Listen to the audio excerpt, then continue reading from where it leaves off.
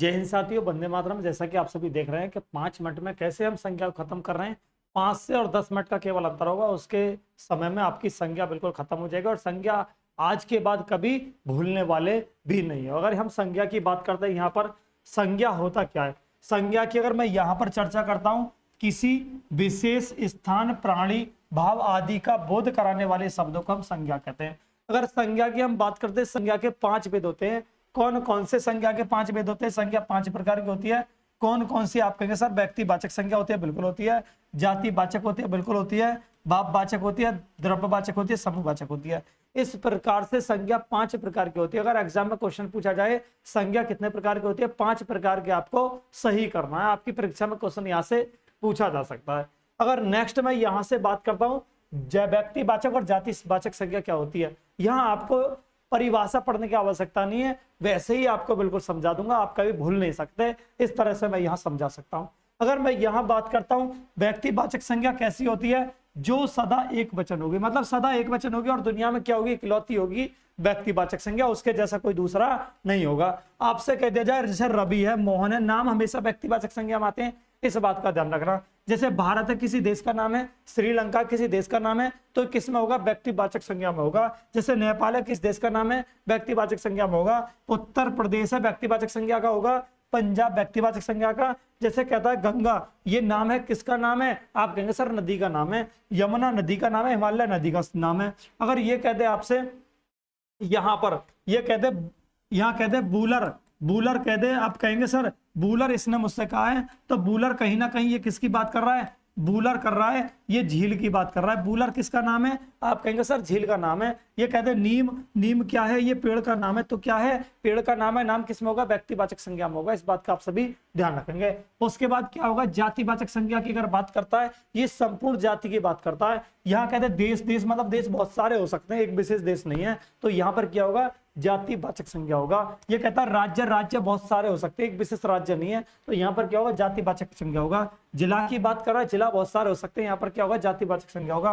तहसील क्या होगा? तहसील बहुत सारी हो सकती है, कौन सा होगा? जातिवाचक संज्ञा होगा। गाय क्या हो सकता है? गाय भी जातिवाचक संज्ञा का ही उदाहरण हो सकता है। नदी की बात करें, नदी जातिवाचक संज्ञा में होगा, बिल्कुल।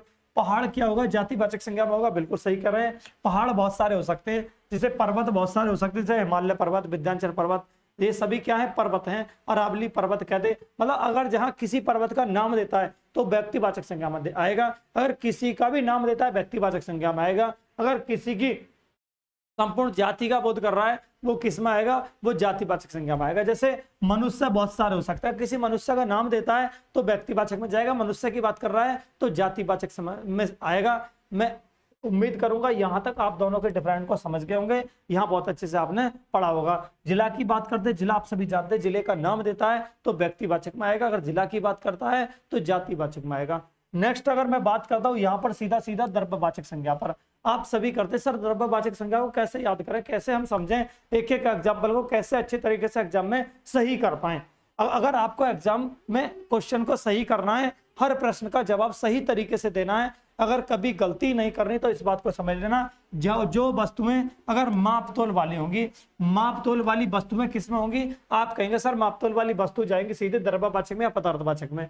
तो वो कैसे? जैसे घी को हम माप सकते हैं, तोल सकते हैं, तोल को घी, तेल को तोल सकते हैं, बिल्कुल तोल सकते हैं, सोना को तोल सकते हैं, बिल्कुल, चांदी को तोल सकते हैं, लोहा को, दूध को, तेल को, घी को, ये सभी क्या होती है? माप तोल वाली वस्तु होती है। जैसे अनाज कहते हैं, अनाज भी क्या है? माप तोल वाली वस्तु है। यहां तक आप समझ गए होंगे। नेक्स्ट अगर आपसे कह दिया जाए सर भाववाचक संज्ञा क्या होती है, आप कहेंगे सर भाववाचक संज्ञा क्या होती है, इसका मुझे बताइए। भाववाचक संज्ञा क्या होती है? जिन शब्दों के अंत में या तो आ हो, आब हो, पा हो, पन हो, त्व हो, तो वहां पर हमेशा क्या बनेगी? हमेशा भाववाचक संज्ञा बनेगी। इसे कभी भूलना नहीं है। वो कैसे होगा? बिल्कुल ये ऐसे होगा, आप सभी समझेंगे। चढ़ाव क्या है? तो यहाँ पर मुझे दिखाई दे रहा, आप दिखाई दे रहा है, बिल्कुल दिखाई दे रहा है, यहाँ भाववाचक संज्ञा होगी। तुम्हें दिखाई दे रहा है तो यहाँ पर भाववाचक संज्ञा होगी। जैसे बचपन दिखाई दे रहा है तो यहाँ पर भाववाचक संज्ञा होगी। तो बुढ़ापा में क्या होगी? भाववाचक संज्ञा होगी। तो मित्रता में क्या होगी? भाववाचक संज्ञा होगी। अवस्था में क्या होगी? भाववाचक संज्ञा होगी। मतलब जिसके अंत में आ, आब, पा, पन, ने और त्व हो, तो वहां पर क्या होगा? भाववाचक संज्ञा होगी। इसे और इसकी पहचान और क्या हो सकती है? मतलब इसकी पहचान एक और हो सकती है, जिसको प्लेट में परोसा नहीं जा सकता, जिसको हम केवल और केवल महसूस करते हैं, तो वहां पर भाववाचक संज्ञा होगी। इस बात को आप ध्यान से समझ लेंगे। उसके बाद एक और संज्ञा होती है, लास्ट संज्ञा कौन सी होती है, उसे कह सकते हैं हम समूहवाचक संज्ञा। इसे तो बहुत आसानी से पहचान लेते हैं आप। कैसे? जहां पर समूह का बोध होता है, जहां पर किसी समूह का बोध होता है तो वहां पर समूहवाचक संज्ञा होगी। कैसे? जैसे भीड़, भीड़ एक व्यक्ति को भीड़ थोड़ी कह सकते हैं, जहां बहुत सारे लोग होंगे वहां पर उसे कह देंगे भीड़, उसे कह सकते हैं समूहवाचक। दल की बात कर दी जाए, दल की बात कर दी जाए, अगर जहां कहते हैं झुंड, कहते हैं झुंड, एक व्यक्ति को झुंड थोड़ी कह सकते हैं, बहुत सारे लोग होंगे उसे कहेंगे झुंड।